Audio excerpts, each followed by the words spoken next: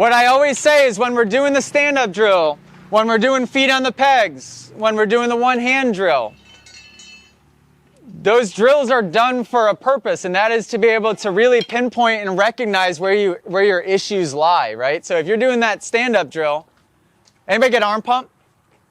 Like if you got arm pump, that's telling you something. That's telling you that you're hanging off the back a little bit too much in certain situations where we should be driving that head forward.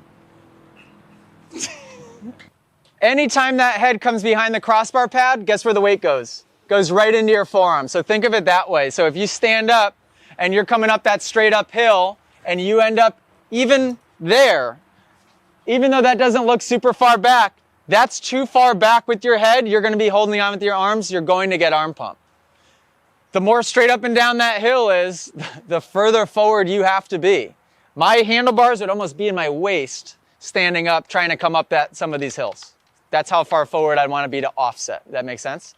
So we have lower back get tired. Now, take note also, did it get tired after a minute? 5, 10? Like whereabouts did our lower back get so tired where we felt like we couldn't go anymore?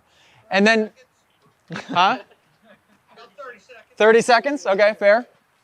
And try to build on that. Use that as your baseline. So I don't care who you take. You could put Eli Tomac, the most fit guy in the world, out on that track, and they can only do so much time stand up only. It is the most physically demanding thing you can do on the dirt bike, which is great because a lot of you guys, this is a time consuming hobby, let's be honest, right? You have to load up the bike. You have to work on the bike. You have to drive an hour or 2 hours to the track. By the time, I was just telling somebody this, by the time I go to the track to just do my 2 30-minute motos, it's an all day event.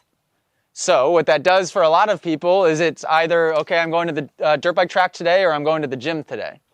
So the dirt bike ends up being a lot of your fitness. The stand-up drill is the most physically demanding thing you can do. So if you want to do a quick 10, 15-minute set to work your body out, stand-up only is the way to do it. So we've got lower back. Calves. Anybody's calves really light up and feel tired after a little bit? The track's flat as a pancake. The more rough the track gets, the more likely it is that your calves will get sore.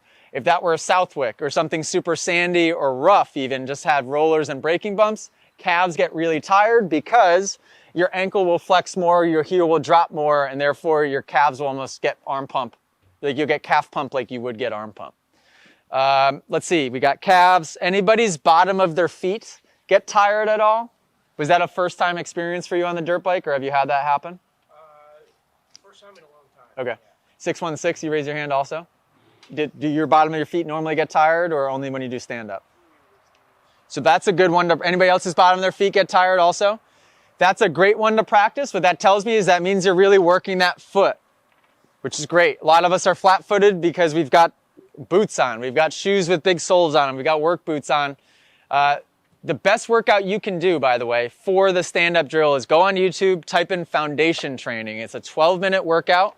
Eric Goodman is who does it. He's actually Chase Sexton's trainer. And there's no weights needed. Just do it barefoot or with your socks on next to your bed. And essentially it's just getting into different movements that look exactly like the attack position. So not only is it going to form muscle memory of being in the right spot on the bike, but it's stretching all the right muscle groups and it's strengthening all the right muscle groups as well. Super, super important in 12 minutes of your time. You do it right before you go to bed, right when you wake up in the morning. Helps with lower back pain. If anybody here struggles with lower back pain, because what it does is it kind of posturally will pull you into the right spot. What's the name of that video again, please? What is it? Foundation training. Yeah. If you just YouTube foundation training, all of Eric Goodman's videos will pop up. The 12-minute one is the one that I look for because that's the most recent. It's really good stuff, really good.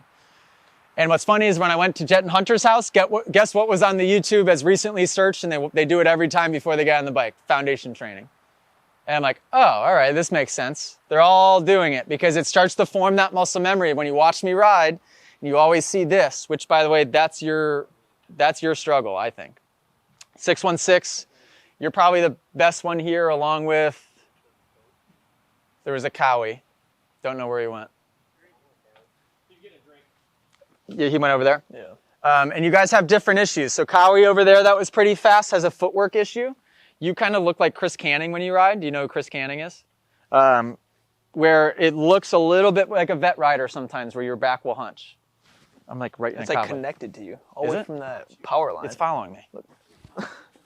Unbelievable. So for you, it's gonna be just over-exaggerating that hip movement a little bit more to where sometimes you just end up flat, almost just flat, where it's not horrible, but it's just not great. It could be a little bit better.